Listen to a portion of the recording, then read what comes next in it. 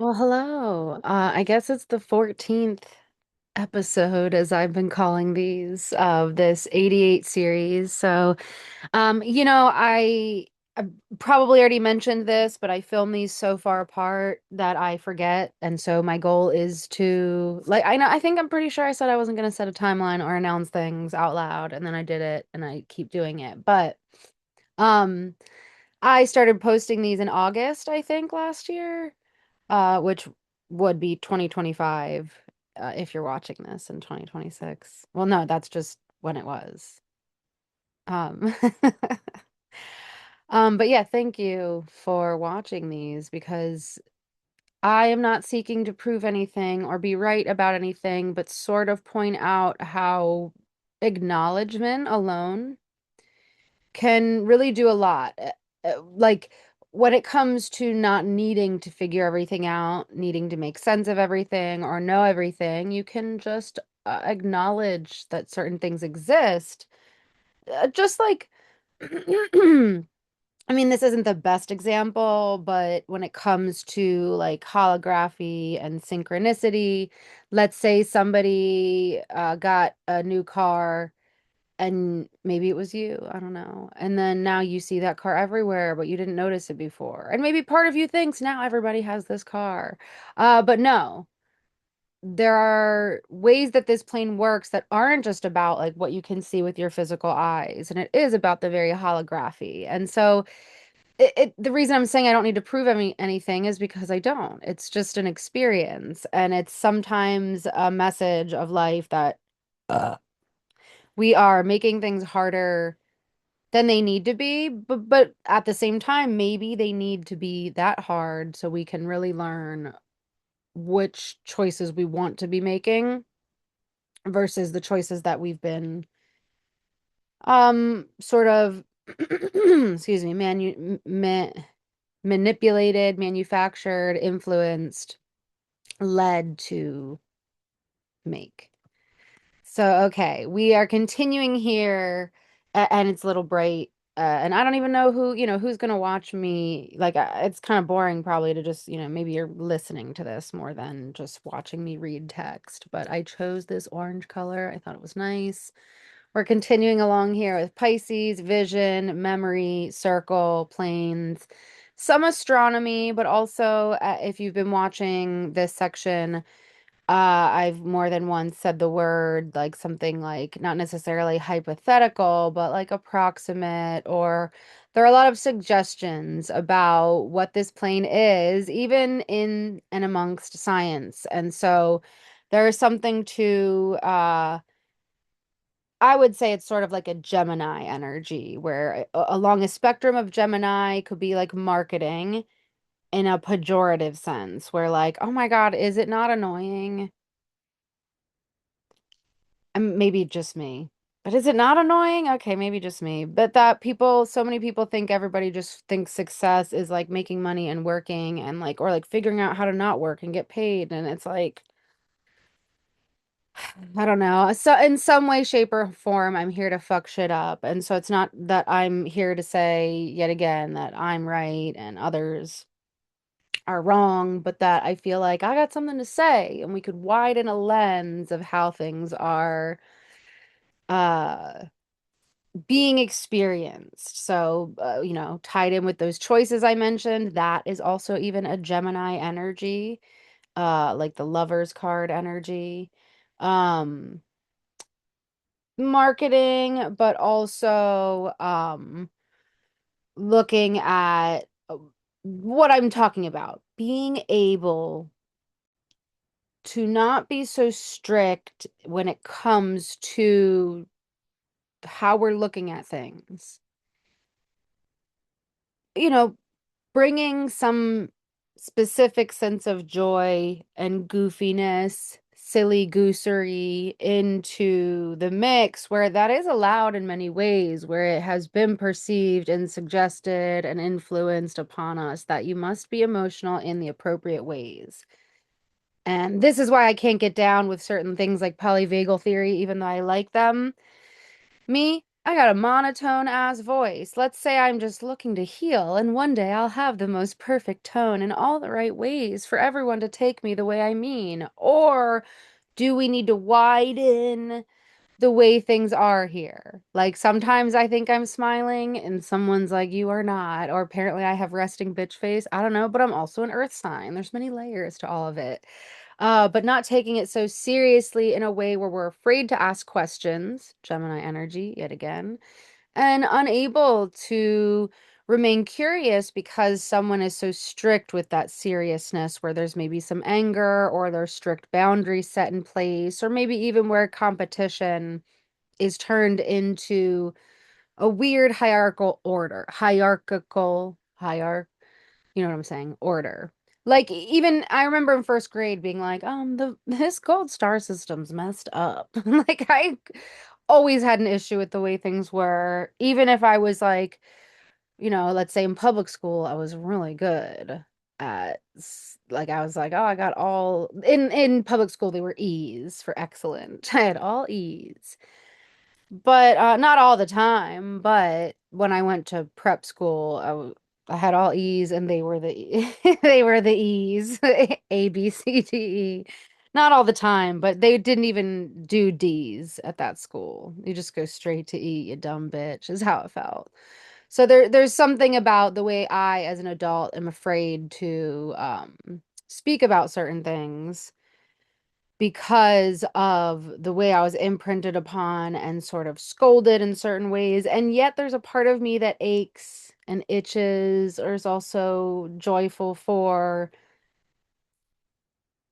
somehow setting that template forward in a way where I can, even if I feel like I'm standing alone often, I know I'm not, but there's something to it, like making sense in the right time, in the right ways, where I am being a silly goose, but I also am speaking about things that are very real. And so it's important that we don't just shut up. And that is why, yes, sure, silence is golden, great, whatever. Not to say that we shouldn't sit in silence at times and be with ourselves, but also there's something there to how much things in this plane in America alone, a part of this grain of salt slash 88 series is just looking at America as an experiment in and of itself and seeing how many things were based in religious and or governmental orders of like, you better shut up. Like you couldn't laugh or smile in certain ways or times because the devil, or you couldn't dance because whatever. It's like prison. So there's something to being able to use the voice that you have and understand in some way that some things that are like imprisonment are like an energetic egregor energy that hosts a collective of people where we don't always need to say anything. Our energetic signature is unique to us, and we have these autonomic nervous systems that are inputting and outputting and reading, and that's where the polyvagal theory is fun to look at in terms of neuroception, this like watcher energy, which is also very related to what I call outer fascia, inner fascia, outer fascia. Um, Rather than being convinced that we are always reading our intuition, sometimes we are reading not just our energy, but other people's in a way that our autonomic nervous system is picking up on things. And it's just this like, now I'm losing track of what I'm saying. So let me get back to this. I'm just saying, have an open mind. Too long, didn't listen. Have an open mind. So, okay, here we go. The ecliptic or ecliptic plane. Actually, let me drink some water. Okay. Okay. The ecliptic or ecliptic plane is the orbital plane of Earth around the sun. There will be some imagery, and this is a continuation. It was a central concept in a number of ancient sciences, providing the framework for key measurements in astronomy, astrology, and calendar making.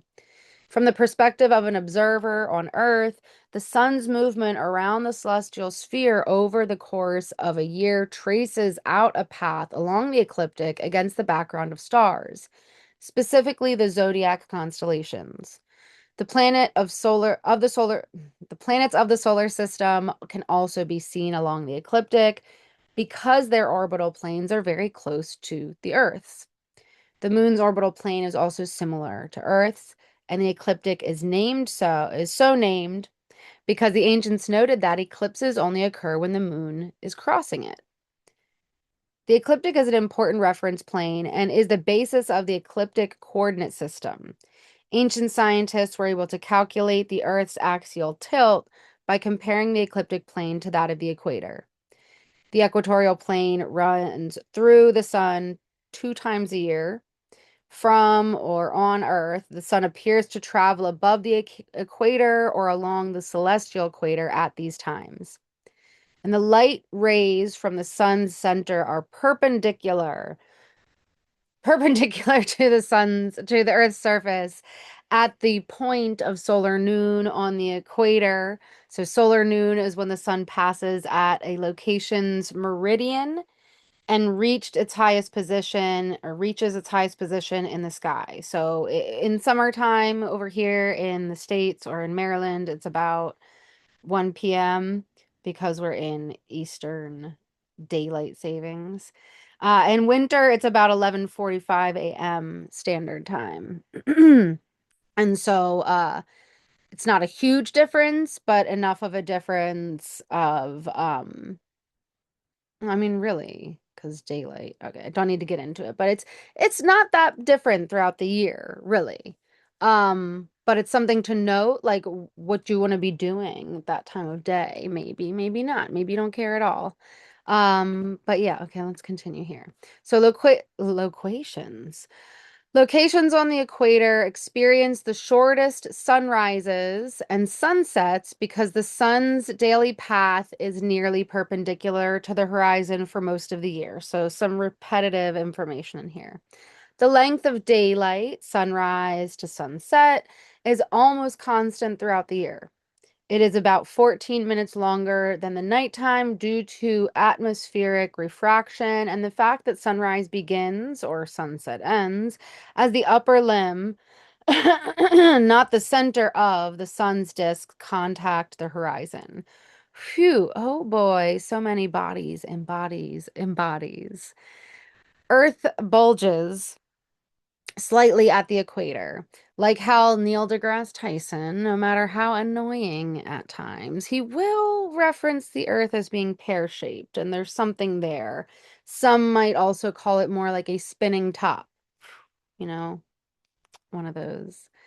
The average diameter of Earth is 12,750 kilometers or 7,922 miles, and the diameter at the equator is 43 kilometers greater than at the poles, which is 27 miles. That's 43 kilometers, not the poles. But what's what, really? I can understand why we will want to know this information. And yet, there's something to being a human. Like last night, my mom and I were talking, and don't go on off, don't go off on a thing, Teresa. Okay, putting a timer. So my mom and I were talking, we were talking about menthol because I have this CBD menthol gel, and I was saying how I'm very sensitive to menthol. She talked about putting it all over her hands and like smelling it. And I was like, I can't have it that close. I gotta be real careful because if I get it near anywhere, like I feel like if I get it anywhere on my face that I'm not trying to have it, my nervous system, my sensory system is like, alert, alert, you do not know how to breathe anymore. Like if I get it on my forehead, like I don't know, I just not to go into a whole thing, but I just am very mindful because I know I am a highly sensitive person in a lot of ways, so I know myself. But when it comes to conversations with any other human about what things feel like, I kept having to be like, Mom, I don't know what it's like to be you. So I was trying to tell her, like, maybe we have different experiences with menthol because I'm over having to be very stealth and strategic with it. And she's like, yeah, I'll just like put it all over my feet or like and maybe that's normal for people, but often in my life I'm a freak where I'm like, I'm so sensitive with this thing in this way. And so when it comes to being able to say to, I feel like any other person, what does anything feel like? And I understand when it comes to communication, we often gloss over a lot of this and we just roll with it. But like, no, honestly. And as someone who is a weirdo freak who is like, I remember being in the womb. Like it's like I've always had to like be like, should I mention this thing or not? Because I'm constantly having to shove away who I really am to show up in this fake, weird, scripted place that no one really seems to want to be. And the people who do seem to be more under spells than or hypnosis than others. And so it's like whatever. But just when it comes to all of this stuff, this is why I will not delve too deeply or firmly into being an expert on something that has to do with measurements in a holographic plane because the way I got this timer going, and I know I feel like I use a sphere all the time as like an example. You know what? Actually, I'm going to use this crystal because it's not a sphere. It's this rainbow quartz. Okay. Um, let's say that everything that is known, maybe not known to all humans, but everything that exists in this earthly plane is in this crystal. And yet here I am holding it and perceiving it and looking at it. And so is there just one version of this thing? And I'm not even saying like I'm God and I made this thing, but um let's say within this is what is known and what is unknown. And that's just how it's always going to be. And so the more you know, and it's a holographic energy, and so in some way it's living, kaleidoscopic, fractalizing. It's like made of itself in some sense. Whether there's a good, bad, no intention, whatever, there's something expressed, something always moving, being moved, touched, touching, and not just touching, but like mentally, emotionally being moved in some way. That, it's kind of just a lot is going on that we couldn't even necessarily measure it or know it all. So the more that we do learn and go, ha ha, that's the thing, it becomes a part of the known. And yet that amount of unknown doesn't change. So maybe this isn't landing because I usually choose a sphere and it's like very symmetrical and whatever. But what I'm saying is you could imagine it as half and half or whatever you want. But the idea that we'll never know it all, and maybe you want to know it all, and maybe you're like me and you're a weirdo freak who does know and remember a lot. That's fine, but I would invite you to go, well, maybe I don't know it all, and maybe that's not what we're here to do. And so I feel like I'm going through all of this to say, who's to say the egos of people deciding these things, especially what has been measured for a certain point and period in time onward, what the measurements of true time and space are. And if you listen to what I've been saying already about all these measurements, it's very supposed and approximate and sort of like, yeah, someone went out with a ruler, and maybe I haven't gotten to that because I've already read through these during when I taught the class. But it's like valid that someone would be like, I took this ruler, and it wasn't a ruler, but like that's how it was kind of just okay, whatever. Um, it was a stick. Maybe it wasn't exactly a stick in the way I'm imagining it, but like something where we're trying so hard to put labels upon that which is physically manifested when there is nearly no difference in some way, shape, or form, haha, between emotional energy, mental energy, and physical energy. And so the more that people try to figure out, and then of course there's like people who are like, I am an expert, I have this name and this title and this label, and here's the list of things. It's just like how I feel about nearly anything here, where I love learning about astrology. I love learning about astronomy. I love learning about Chinese medicine and feng shui and all sorts of things where I can repeat the lists. I can repeat the tables.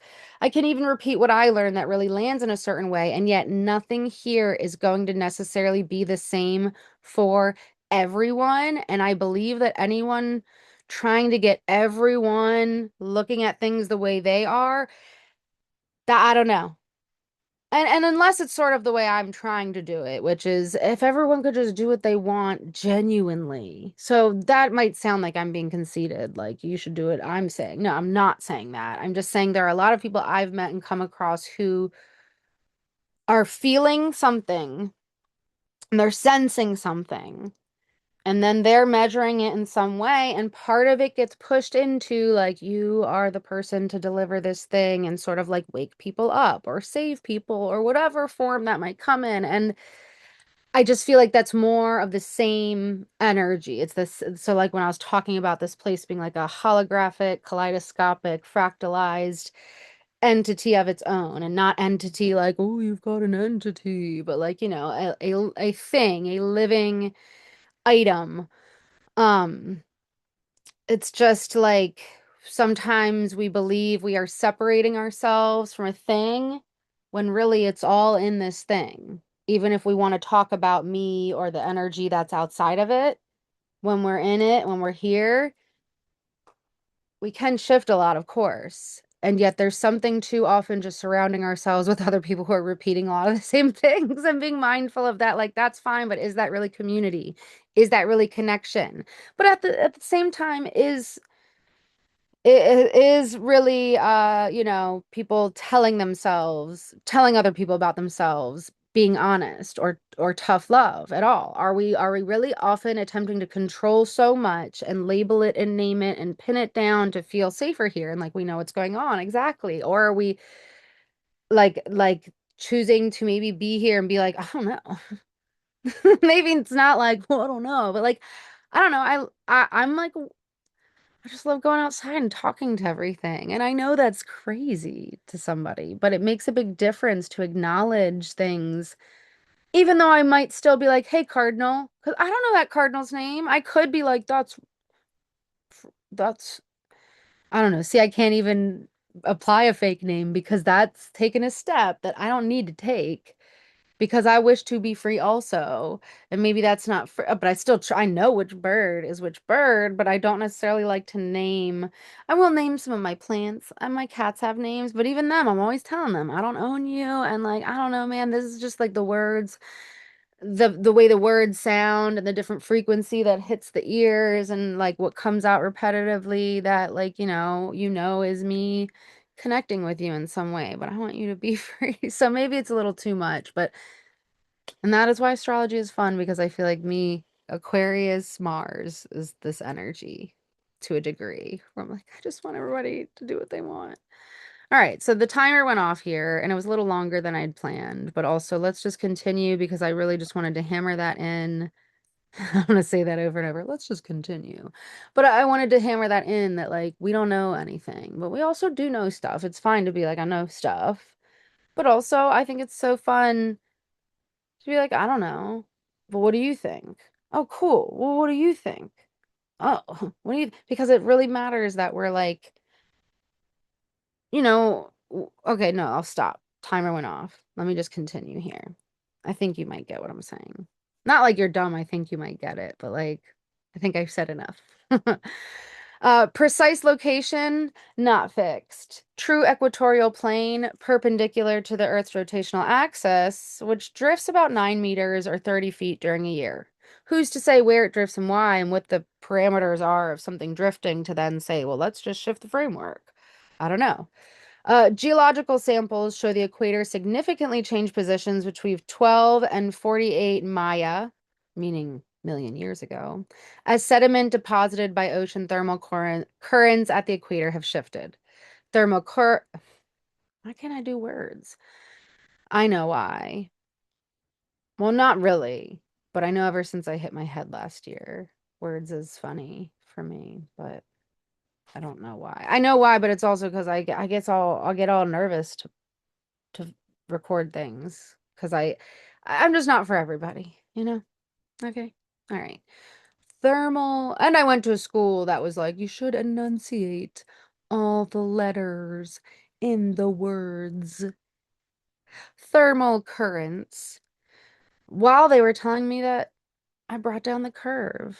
Okay, I digress. Thermal currents, deposits by the Thermal cavities are determined by the axis of the Earth, which determines solar coverage of the Earth's surface.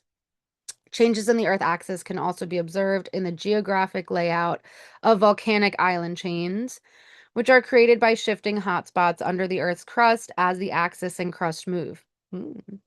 This is consistent with the Indian tectonic plate colliding with the Eurasian tectonic plate, which is causing the Himalayan uplift. Ooh la la, Himalayan themes staying consistent. And again, I don't know things. There's so many things I've saved since I did this class because I don't like to read and I don't like to learn things. I will always learn stuff, but I don't need to go looking to learn.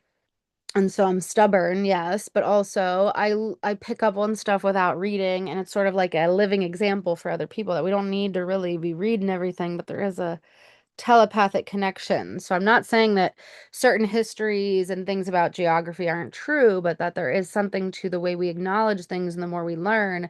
And as time goes on, especially if you pay attention to what is talked about in certain realms of science and research and study, they are in the last 5 years alone or whatever, being like, oh my God, everything we thought is not what it was. Mind you, who's we? But okay, let's continue. Touching back on lines of longitude, so more repeating, longitude being a geographic coordinate that specifies the east-west position of a point on the Earth's axis.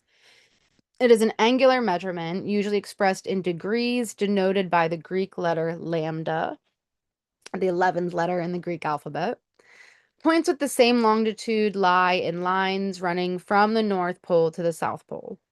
By convention, one of these, the prime meridian, which now passes through the Royal Observatory, Greenwich, England, was intended to establish the position of 0 degrees longitude.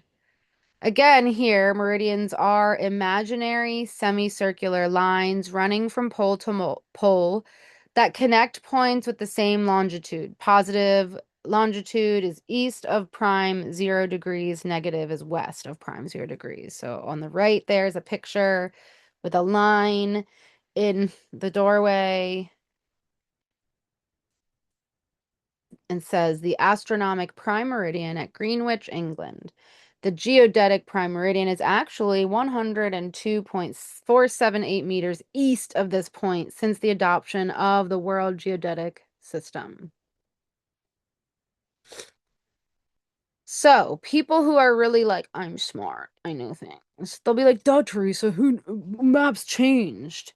And it's not necessarily about being like, yeah, this evil people did it, and this is why. Although, I'll be like, those bad aliens. And who's to say who are the bad aliens? Although I know there are people that are like, no, none of the aliens are bad. And my point being that something about those humans that are real evil being the bad aliens. But I digress once more. All to say that there have been more shifts that maybe no one knew about, and all the while there are members or groups of people who all agree with each other in some way, shape, or form, saying this is the standard for this thing. And often I go, well, why them?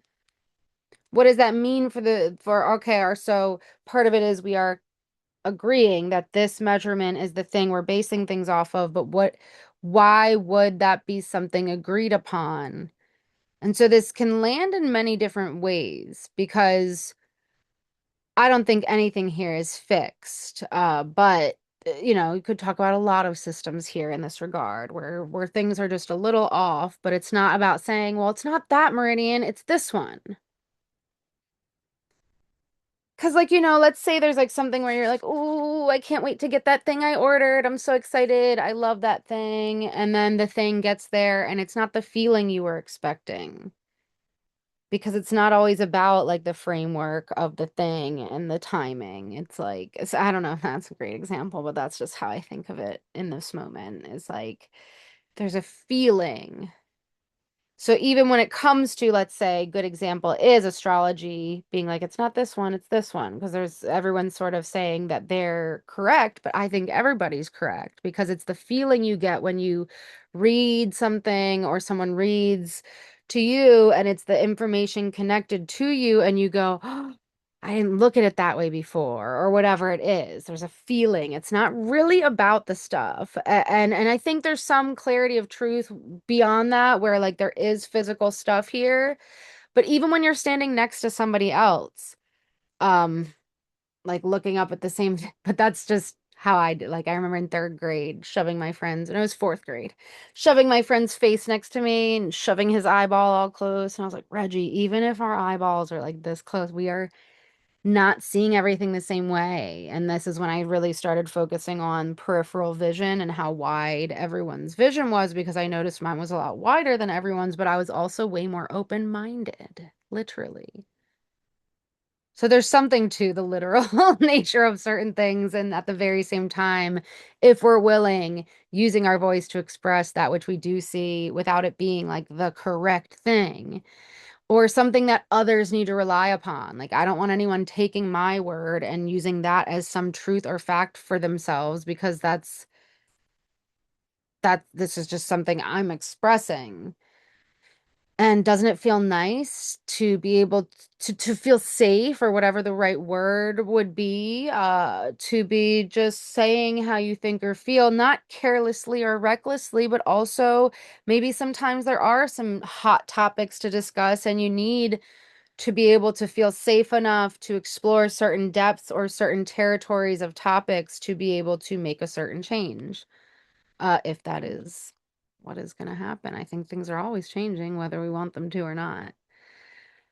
The longitude of other places was to be measured as the angle east or west from the prime meridian, ranging from 0 degrees at the prime meridian to 180 degrees eastward, and so positive plus 180 degrees eastward and negative 180 degrees westward. Specifically, it's the angle between a plane containing the prime meridian and a plane containing the North Pole, South Pole, and the location the location in question of focus. And this forms a right-handed coordinate system with the z-axis pointing from the Earth's center towards the North Pole, and the x-axis extending from the Earth's center through the equator as the prime meridian. This makes me think of German New Medicine a little bit again, though, with the right-handedness, etc., and all of the anatomical planes and the meridians of the body. Uh, so a location's north-south position along a meridian is given by its latitude, which is not quite exactly the angle between the local vertical and the plane of the equator. So 180 of each west and east meridians or lines of longitude. So 180 times 2 being 360, aka the degrees of a circle. The coordinate surfaces of the it's so crazy because it's like a globe, or is it a circle, like where you are, and like certain planes. I don't know. I feel like we live in a never-ending plane, but there's something to the density of like a flame, a candle. Like it's like denser and then it like fades out, and it's like we as our own lights, like I would not know what it is to be you. So what I'm experiencing, it's not that I'm self-centered in a bad way, but like I'm me. I mean, okay, I won't get into more offshoots there of this tree branch, but um I am me, and so like I do exist, and I'm only aware of what I'm aware of, and can become aware of more, and yet it would still be from my perspective, because no matter how much I could step into another's shoes, or what is those phrases about like knowing what it's like to be in someone else's shoes, or um looking at things in different layers and views and perspectives and widening those views. And yet we are still these individualized sources of consciousness that emanate an energy, a density, and you could even say the flame, and how it emanates outwards, and it dims as it fades away. It's like similar to an aura. So there's something to a circle, and yes, of course, there's spherical energy, but as if um there, I don't know. Okay, let me not keep going there. But there, it's just interesting. The energy of a circle is very interesting. That's what I'll say. All right, so the coordinate surfaces of the Cartesian coordinates x, y, z. The z-axis is the vertical, and the x is the highlighted in green. So that's this image here. Vertical and then green. Um, Thus, the red plane shows the points with X being 1. The blue plane shows the point with Z being 1. And the yellow plane shows the points with Y being 1. The three surfaces intersect at point P, shown as this black sphere, with the Cartesian coordinates 1, -1, 1. So that's a lot of words if you're not familiar with this, which I'm not. I mean, I'm sure I learned some of this stuff in school, but I'm not. All of this makes me nervous, and maybe it's because I got so bullied in school. And I'm like, I don't want to be wrong. Don't yell at me. And did I fail again? I thought I understood it. There's a lot of like you're stupid if you don't get certain things, or things that get pushed into just pseudoscience territory. But I'm more of like an energies. And then once we get into form, oh, I'm not sure because if I'm talking to someone, I start to sort of see from their eyes almost, and I get really confused about like sides of things and left and right and up and down, and that can sound purely crazy to people where they're like, "How would you not know?" And I'm like, I don't know. I sort of if you're talking about something like how to use this machine at a job it's like that I become the machine and they don't want to hear that. Like, sorry, I spaced out because I feel like I was looking at you and then I was looking at the machine and then I became the machine. All right, so whatever. All that to say, there's something too that we do live in this, there's the northern and southern hemisphere. There's longitude and latitude. There's day and night. There's this polarity, but amongst it, there's also a lot of binary systems. And so we can witness how we change. Our state of being really changes the way that we are witnessing and experiencing the circle or plane around us and these different coordinate systems of there's ways you can look at the body again, where there's the sagittal plane, there's the coronal plane, and it's like there is a very literal and figurative nature in that sort of polarity, figurative and literal. It's not necessarily ever going to be one thing, but it's very personal to explore this stuff because everything's going to mean something for what's coming into your circle or sphere. And even if you're right next to someone else or whatever, like they're just going to have a slightly different experience, and that's important. It's not all about everybody seeing the same thing. So I feel like there is something to opening up to what other people are experiencing, but also like when you've been really sick. I don't know, this is the example I have when I've had kidney stones or I've been sick. It's like you are with yourself, even if you're loopy and you're out of it. You really just have yourself. And if you're like me and you grew up with not the best attitude system, is what I'm gonna call it, where like you didn't have an example that you could like think differently about things. It just all sucked and everything was happening to you and it was bad and but maybe there's like more pity involved or something. So there's something to like shifting the experience of when you're having physical pain or feeling sick and being able to like be there for yourself and nurture yourself and support yourself in a certain way. And even if someone else is there with you, especially if we are really out of it, or maybe we don't have someone with us, or we have like anxiety, it really is a lot of reflection of our own state.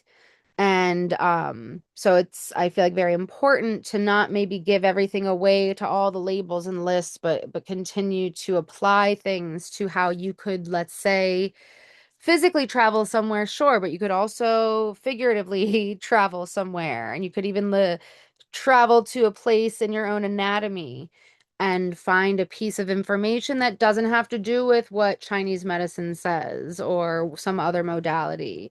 And maybe it does align, maybe it doesn't, but it is, I think, very important to have that. Like I said, I love to learn about astrology and astronomy, anatomy, physiology, Chinese medicine. I love the info. But at the same time, there's things I experience that don't really apply because often when we're learning from teachers, it is based upon their experience. So, not to say that they're not a good teacher, but we do have these very individual experiences, that like black sphere of pointedness. So, I don't know what my point was there other than some cool point that I made, but back to this. Great circle formation. So, we have first meridian west plus the 179th meridian east. 45th meridian east plus the 135th meridian west. Did I swap those on purpose? I don't think so. Whatever. First meridian east, 179th meridian west, and then ninth meridian east and ninth meridian west. Or maybe it is the same. The 180th meridian, the meridian at 180 degrees, both east and west of the prime meridian, is opposite the IERS reference meridian and forms a great circle with it dividing the Earth into Western and Eastern hemispheres. A graticule on the Earth as a sphere or an ellipsoid. The lines from pole to pole. Sorry, I had a funny thought, but it's not that funny. It's stupid, and I won't say it. The lines from pole to pole are lines of constant longitude or meridians. The circles parallel to the equator are circles of constant latitude or parallels. The graticule, the graticule, I can say it normally, the graticule shows the latitude, and not that an accent that I made up just then wasn't normal. No offense to anyone who made me have that accent. The graticule shows the latitude and longitude of points on the surface. In this example, meridians are spaced at 6-degree intervals and parallels at 4-degree intervals. Switching it up here, but along similar lines, we're speaking upon stories in a lot of different ways, and I'm a person who spent much of my life avoiding most shows and movies. I would sometimes secretly watch things with just one eye because I didn't want everything being recorded in both of my eyes. Did I know any of the science of anything at all? Was I around anyone talking to me about it? No, I just know from my own journey here. And it is what I am here to again say, that we don't all need to read all the books. We can tap into nearly anything through anything. And part of it really is if we can believe. So, okay, the chronometer. In response to the problems of navigation, a number of European maritime powers offered prizes for a method to determine longitude at sea. The best known of these is the Longitude Act, passed by the British Parliament in 1714. It offered two levels of rewards for solutions within 1 degrees and zero point 0.5 degrees. Rewards were given for two solutions: lunar distances, made predictable by the tables of Tobias Meyer, developed into a nautical almanac by the astronomer Royal Neville Maskelyne, and for the chronometers developed by the Yorkshire carpenter and clockmaker John Harrison. Harrison built 5 chronometers over more than 3 decades. This work was supported and rewarded with thousands of pounds from the Board of Longitude, but he fought to receive money up to the top reward of 20,000 pounds, finally receiving an additional payment in 1773 after the intervention of Parliament. It was some while before either method became widely used in navigation. In the early years, chronometers were very expensive, and the calculations required for lunar distances were still complex and time-consuming. Lunar distances came into general use after 1790. Chronometers, is it chronometer? I think it's chronometer, had the advantages that both the observations and the calculations were simpler, and as they became cheaper in the 19th century, they started to replace lunars, which were seldom used after 1850. So there's something to, while yes, these things are really freaking cool, at what point, like, it's not that everything necessarily should be easy. I don't know. I just have such a big imagination, and I know that that can get taken as just like you big dum dum, you head in the clouds, cloud cuckoo land. Um, but there's something to like why things were so expensive and hard. It's because like something was going weird here. Okay, we gotta live a little differently. Like you don't plan the bad stuff. Like even when you're worried about some health issue, it's like usually not the health issue you get. Maybe I'm wrong, but that's how it is for me, where I've been worried about all these things that when I really step back, it's like stuff just happens.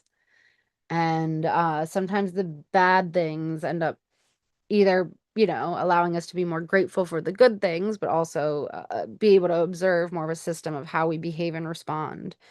So while this is quite beautiful and it's all very cool, the spirals and shapes of it all, I just wonder how we continue to make certain things more difficult. Not to say we could just snap our fingers, but that there is something to the density of this plane and acknowledging certain things. I mean, if you're here, you may have also experienced many mystical things or magical things or unexplainable things. Even if someone else was like, this is what happened, it's like, no, you had to have been there. And it doesn't even, you don't even feel like you have to prove anything to anyone because you just know you experienced something that was sort of like for your eyes only. And maybe not everything is meant to be uh, talked about with everyone or understood by everyone. Not like, oh, some secret club, but that we are all having that experience because none of us know what it's like to fully be another living person. Even if, let's say, we've had past lives or other lives, I don't think they're happening at the same time. Even if time is not actually linear, I mean, there's something to like indulging in what I'm saying rather than being contrarian forever about it. Okay, Pisces, vision, memory, hippocampus, 23 degrees, ellipse. Ecliptic, elliptic, or orbital galactic plane. With pi, I mentioned ellipse, and in the solar system, planets, asteroids, most comets, and some pieces of space debris have approximately elliptical orbits around the sun. An ellipse is a plane curve surrounding two focal points. We are going to bounce all around and up and down and come back to this. And when it comes to this plane that we live on or in, again, without diving into whether the Earth is round or flat, first let us touch upon the Tropic of Cancer. Up here it says an ellipse, the red, obtained as the intersection of a cone with an inclined plane. So like this is like the circle of when I was talking about like, like yeah, there's different parts of the world. Okay, maybe I won't get into that right now. But there's just something to everything being everything. That's all I'll say. Okay. Down here is the Milky Way, galactic center, galactic plane, and then the right slash middle image is the zoomed in portion of the ecliptic. So this is from Ascension Glossary at the bottom. I just enjoy the imagery there. Okay, Tropic of Cancer. Well, when this line of latitude was named in the last centuries BCE, the sun was in the constellation Cancer at the June solstice, so 90-degree ecliptic longitude. Due to the precession of the equinoxes, this is no longer the case. Today, the sun is in the constellation Taurus at the June solstice. The word tropic itself comes from the Greek trope, meaning turn, change of direction or circumstance. Inclination, referring to the fact that the sun appears to turn back at the solstices. Then we have the Tropic of Cancer. When this line of latitude was named, the sun was in the constellation Capricornus at the December solstice. This is the date each year when the sun reaches zenith at this latitude. The southernmost declination it reaches for the year. Due to the precession of the equinoxes, the sun currently appears in Sagittarius at the solstice. So, we have the glyph for the Cancer zodiac sign on the left, feminine cardinal water, fourth house, ruled by the moon. I call it the mother network, the Cancer Capricorn energy. They come together and they are the mother network. Uh, then we have Capricorn on the right, feminine, cardinal earth, 10th or 11th house, depending upon the sign system you may be using. It may be 13, but if more, might not be that house. Saturn and the mother network again.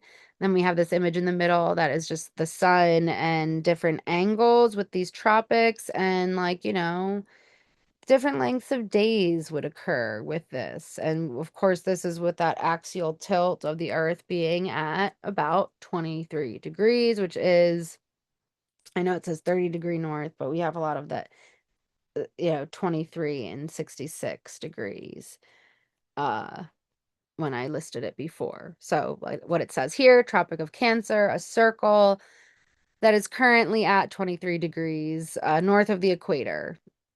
The Tropic of Cancer is the northern tropic, the most northerly circle of latitude on Earth at which the sun can be directly overhead.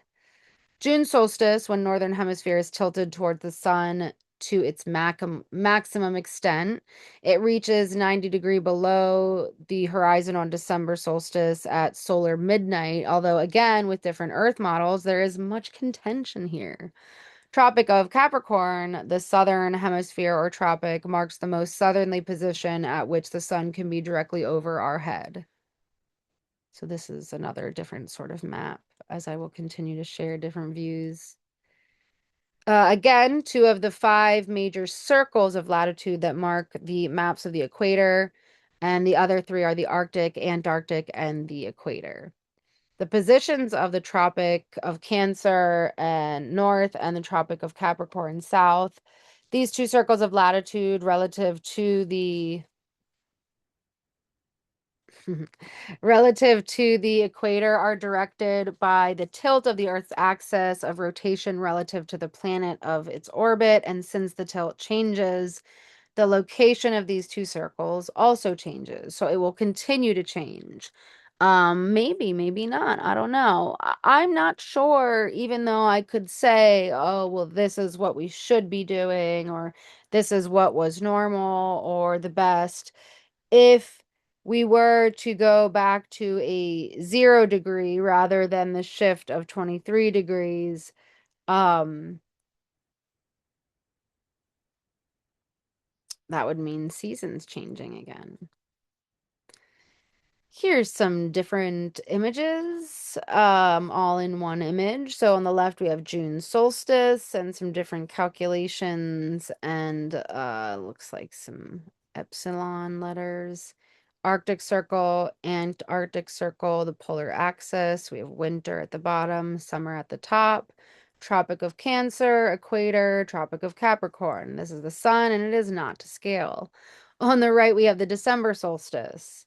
And so it's you know, the same sort of energies in terms of how I listed them out, but winter at the top and summer at the bottom. And so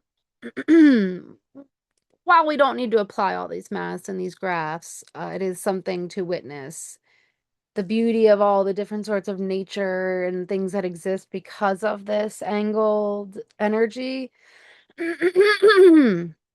Or the midnight sun. Okay, drift from Wikipedia. The Tropic of Cancer, it's not fixed. It constantly changes because of a slight wobble in the Earth's longitudinal alignment relative to the ecliptic, the plane in which the Earth orbits the sun. Earth's axial tilt varies over a 41,000 year period from 22.1 to 24.5 degrees, and as of 2000 is about 23.4 degrees, which will continue to remain valid for about a millennium, says the scientists. This wobble means that the Tropic of Cancer is currently drifting southward at a rate of almost half an arc second, 0.468 of latitude, or 15 meters, 49 feet per year. Excuse me, I'm gonna drink some more water. The circle will supposedly be at 23 degrees and 26 inches. Is that? No, what is it? I forget. I know I already went over this. And I was like, I forget how you say it. And then I was like, oh yeah, I looked it up. Okay. In 2045, so 20 or 19 years from now, the distance between the Antarctic Circle and the Tropic of Cancer is at constant as they move in tandem. If we view the planetary body from above, so this is from Ascension Glossary and it is on the Earth's axial tilt. If we view the planetary body from above, I guess, yeah, okay. From Polaris or the North Star, the Earth is turning counterclockwise on its axis. An axis is considered an invisible line around which an object rotates or spins. Each planet in our solar system rotates on its axis, and some planets have a rotational axis that is almost perpendicular. Each planet has 2 points where an axis meets the planet's surface, which are considered its north and south poles. The Earth rotates on an axis and sorry, I had an alarm go off. The Earth rotates on an axis, and the axis is tilted at an angle of approximately 23.5 degrees. Variations in Earth's axial tilt greatly influence the hemispheric seasons, and this combined with the geomagnetic shifting are also key factors in Earth's current climate changes. The Earth's axis of rotation completes its full cycle every 26,000 years, approximately. And the axial precession is also called a wobble. Wobble, wobble. Will gradually change its north pointing position at the end of each precession. 4 planetary rounds is 1 planetary cycle, is 1 astrological age, is 1 aeon, is 26,000 years-ish.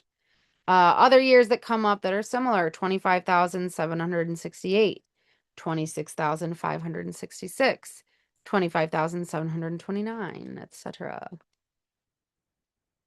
The axis line is the vertical central channel of or planetary staff, which functions as the main energy channel or hara line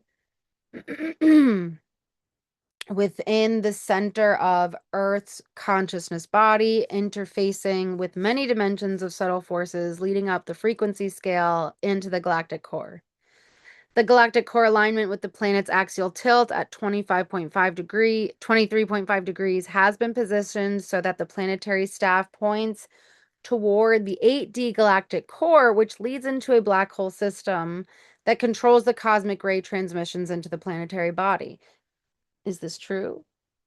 From the Guardian perspective, alien black hole technology was brought through the 8th galactic stargate from the black hole system. The black hole technology holds the tilt of the planet at an unnatural and artificially sustained 23.5 degrees in order to control the rotational axis and vertical planetary staff alignment, as well as dominate the electromagnetic field of the Earth.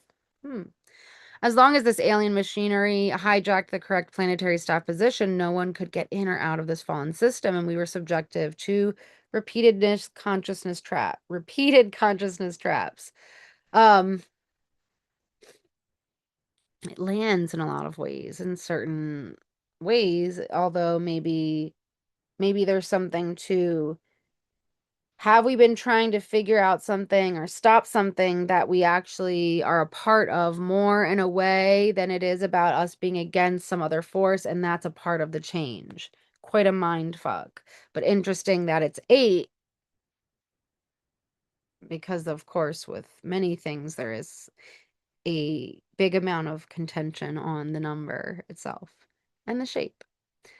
It has been said that the magnetic field of the moon has manipulated the axis of Earth to be thrown off 23 degrees from the vertical axis to the orbit of the Earth around the sun. This tilt causes the Earth to wobble like a spinning top as it slows down. This is apparently why the North Pole moves backwards through the Zodiac, age of Pisces, Aquarius, Capricorn, etc., a 26,000-year wobble.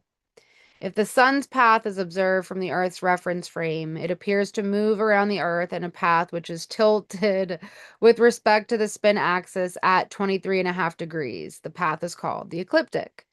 It tells us that the Earth's spin axis is tilted with respect to the plane of the Earth's solar orbit by 23.5 degrees. So again, I know it repeats here.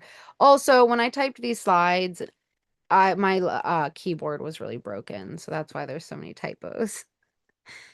Observations show that the other planets, except Pluto, also orbit the sun in essentially the same plane. The ecliptic plane then contains most of the objects which are orbiting the sun, and this suggests that the formation process of the solar system resulted in a disk of material out of which formed the sun and the planets. The 23.5 tilt of the Earth's spin axis gives the seasonal variations in the amount of sunlight received at the surface. So, planet's true north is off from the center from the 23-degree axis tilt of the Earth body. The axis of the Earth is 23-degree off from a natural upright vertical axis to form a natural orbit around the sun. And interestingly enough, but making perfect sense when comparing 12 sign tropical to 12 sign sidereal, tropical shifts back about 23.5 degrees, a clear display of this difference, or I guess you could say sidereal, to this difference, and yet there are more layers. From Wiki back to Ascension glossary, because it's not that either of them are correct. I am just using one of the more general, accessible sources to see how we can play with things, because I'm again not trying to necessarily concretely prove that which is fixed or exactly occurring. This is not the organic pathway for the orbit of our planet.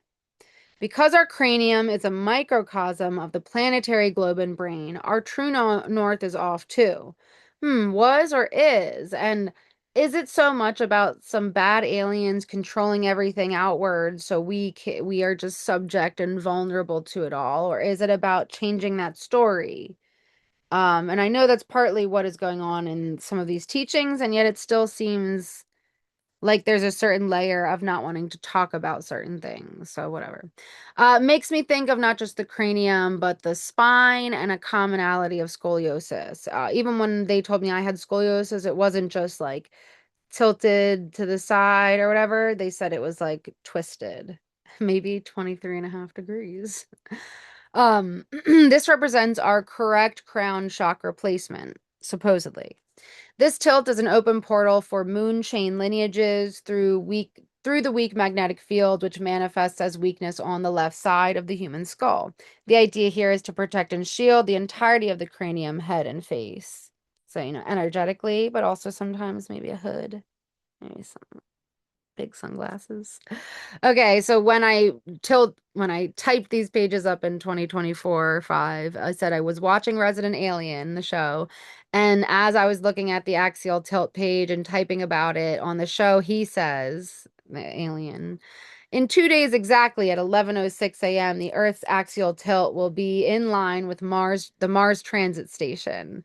So this fissure of tellurium will boost the radio signal, bouncing off the message off of the radio transmitter, which humans have named Oumuamua, Muamua, Oumuamua. Um,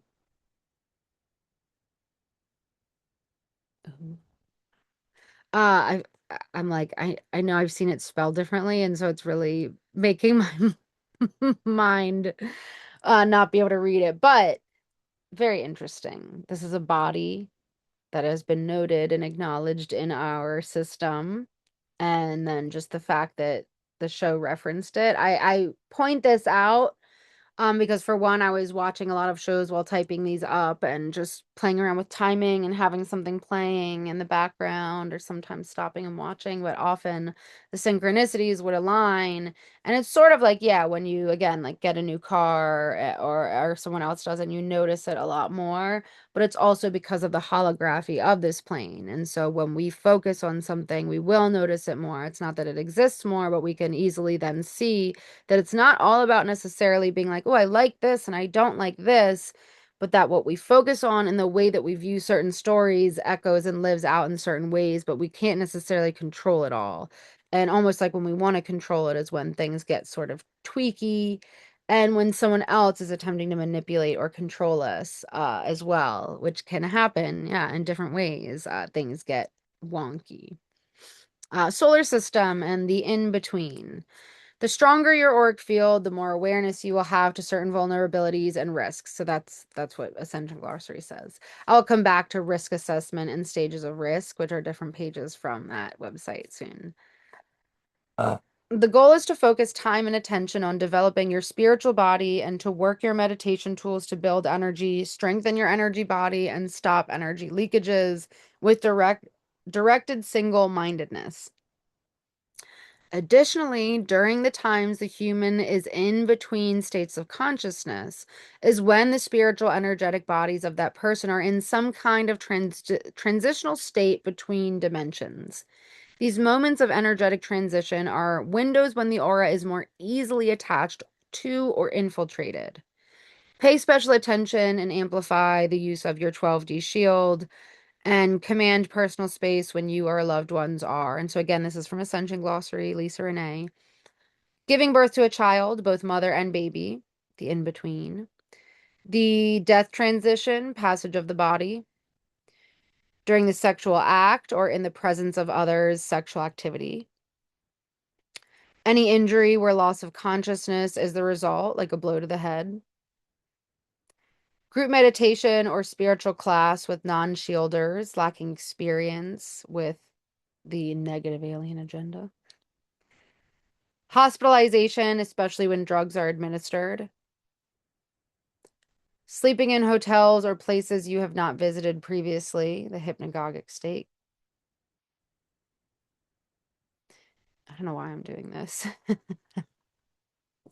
I know I was like thinking of this and doing this, and then I stopped. Involved in extreme traumatic events or compassionate witnessing to these events. Upcoming soon on the in-between. And other layers dealing with Hatman, Shadow People, Poseidon, archetypes up for atonement, silhouettes, annular, lunar eclipses, and more. And so with this, I'd also say psychedelics are not involved, but psychedelics are definitely the in-between.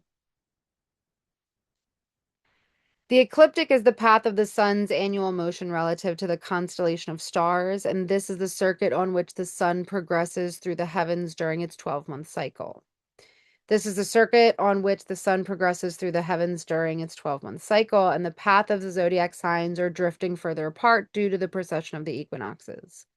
The 12 divisions of the zodiac are created by the natural harmonics occurring through the sun's annual motion. These harmonics reference different realms or consciousness gateways. The ascension cycle is the evolutionary progression available for the incarnate ego personality to develop true soul spirit consciousness while exposed to these harmonic patterns as they move through the ecliptic. These celestial influences impact the state of human evolutionary unfoldment, supporting the progress embodiment of our true soul spirit throughout the evolutionary cycles. It also measures our alchemical progress in expanding consciousness throughout time in order to arrive at various opening consciousness gateways. The zodiac structural principles are both energetic and geometric, which are being aligned to the alchemical laws of God hosted by the crystal star. The Earth's magnetosphere and the solar system's heliosphere are getting exponentially weaker. These alterations to the magnetic field allow an increasing saturation of cosmic rays into our inner solar system. The progression through the Magnus Opus, or the 13th constellation activations in this 12-month cycle, each bringing in an alchemical law. The graphic is a summary, so that's that graphic I mentioned earlier, that's partially here on the right. It's stages of spiritual initiation represented by the alchemical laws on the wheel of the 13 constellations in the galactic zodiac, moving through the celestial plane. The ancients called this, let me make this smaller. It's a lot of text. The ancients called this circuit path or made around the galactic equator the gate of the gods or the golden gate. The Orion constellation sits in the opposite direction, which would be considered the anti-galactic center. Orion would be in between Taurus and Gemini. The ancients called this circuit path the gate of man or the silver gate at Orion. Ophiuchus and Orion are mirror images of opposing polarity. It could be said that prior it was Taurus and Scorpio.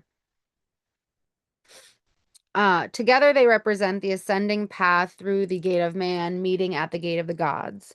The many ascension stages we endure to reach our spiritual magnum opus are the stages of humanity moving through these sequences of consciousness gateways. We all incarnate as earthly beings that evolve through the procession of the equinoxes. This takes us through the consciousness realms, moving through the ecliptic path of the gate of man, to eventually complete the evolution cycle, which intersects at the galactic center. What maybe once we unify the consciousness experience through the gate of man, intersecting the galactic equator at Ophiuchus's feet, we are potentially given access to the Golden Gate. I don't know. This allows us maybe to proceed on the ascension path to become resurrected, eternal spiritual beings unified with the cosmic Holy Spirit. I don't know. From our solar system, the galactic center lies visually along a line that passes through the Golden Gate. This is the gate of eternal life, or to eternal life, which pours out the universal elixir that opens at the end of the precession cycles. This is from a post I made long ago on Instagram, where when the sun was in Capricorn and Pluto was there as well, and there was a Cancer moon. So I listed out Capricorn themes. We have reputation, career, legacy, responsibilities, long-term goals, structure, experts, the father, men, masculinity. We call this the gate of water or the deluge, and this is the mouth through which souls ascend. Cancer themes, the womb, family, ancestry, roots, home, play, the fluidic mother, the cosmic mother, nurturing self-care, the mother, women, femininity. Gate of heat, gate of celestial fire, the mouth through which souls descend. Full moon themes for this snapshot of time or just in general is full exposure, a climax, illumination, release, breakthrough, new perspectives, conscious completion. And now to play with calc floor, which is the cancer related cell salt, the triple burner, and the fascia in connection with cancer as the fluidic mother, which seems like I didn't include those. Maybe I'll add those and just wrap it up here. So it was a lot, and it will continue to be quite a bit of chunky information. So yet again, I invite you, if you're watching, to watch it on a faster playback speed. And you can always come back to these. They're quite dense though, so it's also more about just like the vibe and the agreement of the exchange here of you watching it. Maybe send me a tip if you like what I'm sharing, but also a lot of it is me reading things that someone else has written or put together. So it's not all of my creation. Although I'm taking the time to do these, it's not about money. It's more about doing something in a certain way. And don't really know what I'm doing, but I'm gonna keep doing it. So till next time.